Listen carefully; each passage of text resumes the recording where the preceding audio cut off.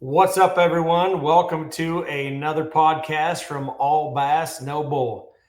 JT Harden here, one of the hosts, and I'm going to bring in what we're about to do with the podcast is take in a different direction to bring you more people behind the scenes.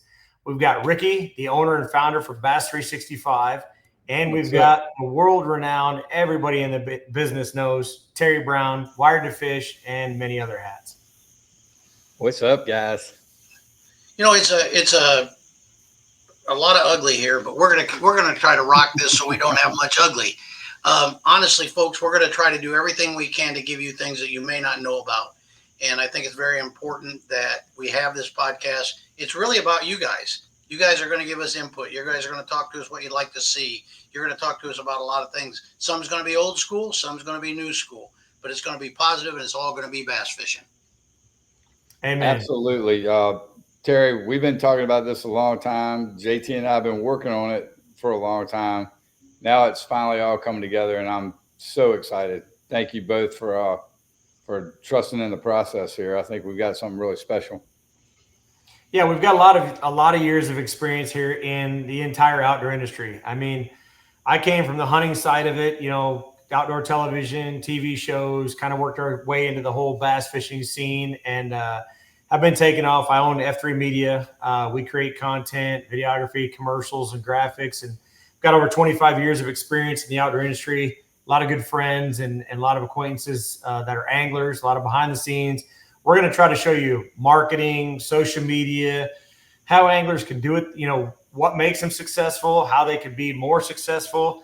And then when you bounce on over here to Terry, he's a wealth of knowledge with a lot more experience than I even have. Yeah, I hate to say, but I've been doing this about 40 years. And, I'm probably the oldest guy that does this, and it's crazy because I still love it every bit as much. And I hope you guys like what we're going to do here. We want your input. We want to know what you'd like to see. We want to know what are the topics you'd like to see. Will we have controversy? Probably. We're trying to stay away from that because we've got enough of it without us doing anything to light a fire under it. So it's very important that we are getting good, positive feedback from the readers and the viewers. Right. It seems to me that people are quick to jump on the negativity side of it and don't see the good that's going on. I mean, there's a lot of good inside the industry right now, and a lot of positive things happening. Um, and I think it just gets overlooked a lot. And I want to kind of bring that to the forefront. Just like here at the Sabine this week, the fishing is terrible, but somebody's going to win $150,000. They're all on the same playing field, and yeah, somebody's going to win a pile of money. That's pretty positive to me. You Yeah, had an MLF flash back there though. It's only 100 grand on bass. Oh, that's right. Yeah, it's It's know, still a lot of money. It's still a lot of money and life changing. Somebody's going to walk away with that big bag. A lot of us are friends with these anglers. They've called us. It's a tough bite. It's going to be low numbers, but somebody's going to find them. Somebody's going to, just like they always do, have a bigger bag than the rest of the guys. Walk away with 100 grand and go on to the next one. we've always got heroes and we've always got zeros. And I think the thing that's important to highlight is the heroes. And we've got a lot of them. When I started this thing 100 years ago, it was one of those deals where these guys were my heroes. They were peers, they were equals. We fished against each other. But in reality, guys like Denny Brow or Gary Klein, the guys that I grew up with were my heroes too.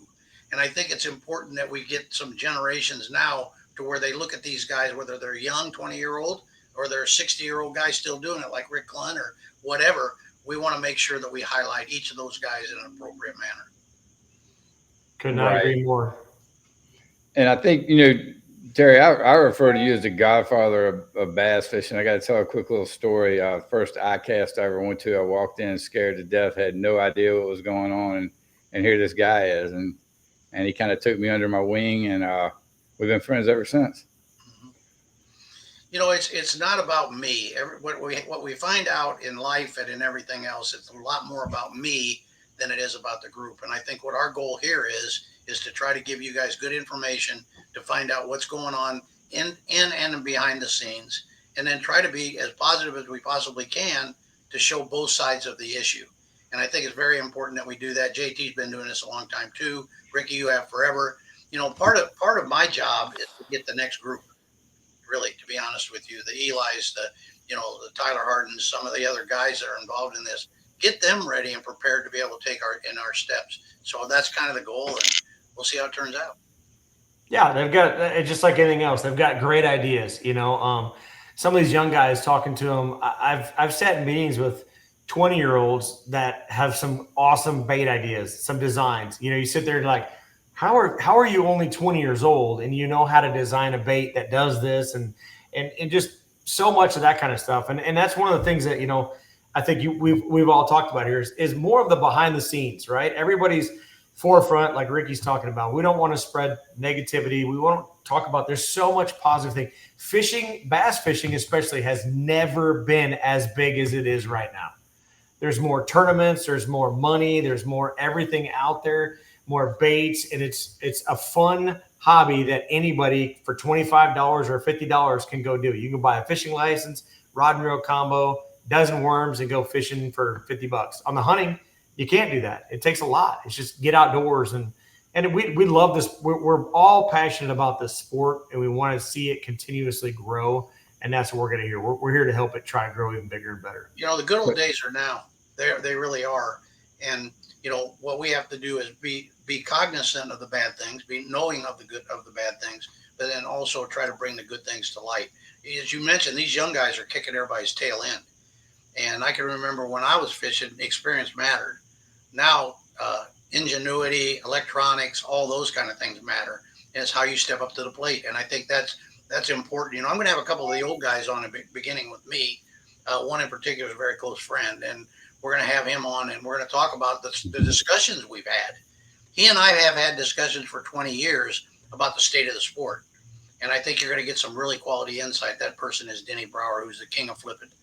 And he's one of my best friends in the world, and we're going to have him on. But, I mean, it's just kind of one of those deals. I'm hopeful to get some of the young guys, too.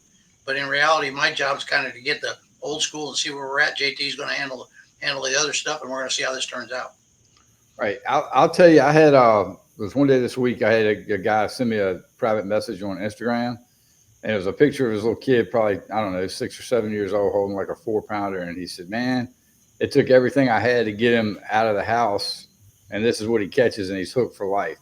And I mean, that just made me smile that, that somebody's watching our stuff and thoughtful enough to send that picture in. It probably did change that kid's life forever. All you got to do is catch one, and then right? As we're speaking today, there's Illinois High School Association. I was lucky enough to start them with high school fishing many, many years ago now. And today there's 24 regional tournaments going on at the same time in the state of Illinois. When we started, we had about 2,400 kids. We have like 20,000 kids now. Wow. And it's a big deal. And my thing is that, every kid you get fishing is one less you have to worry about breaking into your car. So I'm very important. It's a very important facet of what we do here. Totally agree. Carter Pajeski, CJPJ Fishing out there in Illinois. I've known him and his dad now for years. You're talking about a kid that is just so passionate, the whole family. I mean, he's homeschooled. They travel the country. He fishes every national bass and high school and MLF event that he can.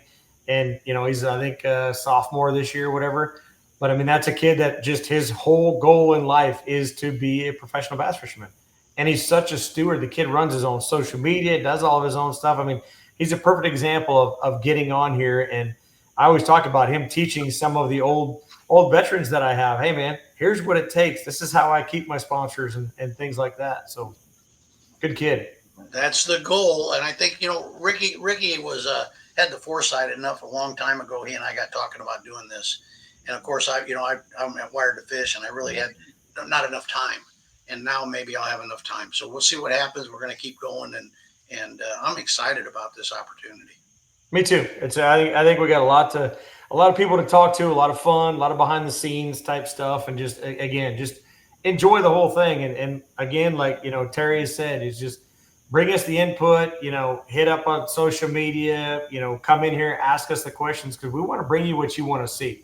What do you like from another podcast that you don't like on another one? We just want to talk about fishing, the industry, and everything else, and just the great outdoors, period. It's important to note here, because you're being positive doesn't mean you're going to be softball. We're going to ask tough questions. We're going to ask the questions of things of what they're thinking. And that doesn't mean we're just going to throw up easy softball questions. We're going to ask them the hard ones. And for me, that's really what this is about. Sure. And I mean, I hear what you're saying, and it's just, one of those things where, yeah, you're going to have to ask the hard questions, but there's always good to be found in a lot of that stuff. And, maybe somebody watches this and it changes their direction of how they're going to, how they're going to move forward with their career or whatever. I'm fired up about it. Y'all both know that. I think we're going to do really well with this. Let's get after it. Agree. All right. Well, we said we're going to keep this short and sweet, so let's wrap this thing up, and we'll have a surprise for you next week. We just got to figure out what day. Thanks, everyone. Thank you, everybody.